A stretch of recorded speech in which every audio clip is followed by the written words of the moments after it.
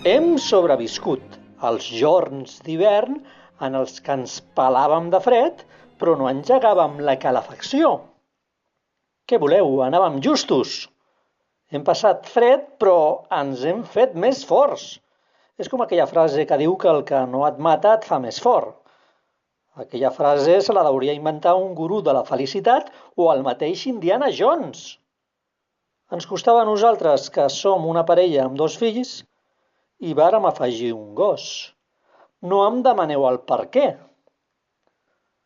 Al gos li posàvem les joguines de rosegar sota el vapor de l'arròs bullit, perquè quan l'arrossegués tinguessin més substància. Tanmateix, quan el quisso ens mirava, jo crec que ens veia com pollastres a l'ast gegants.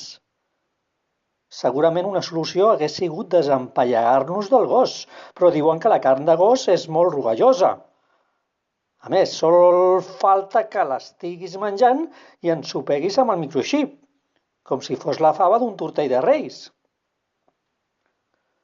Per netejar la casa vam prescindir de tots aquells químics amb fórmules màgiques i secretes, per substituir-ho per aigua i sabó de rentaplats, que si el doctor Trueta rentava ferides amb aigua i sabó i li funcionà, a nosaltres també ens havia de funcionar.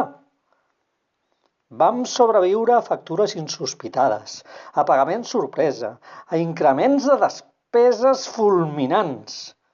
Vam sobreviure i seguim.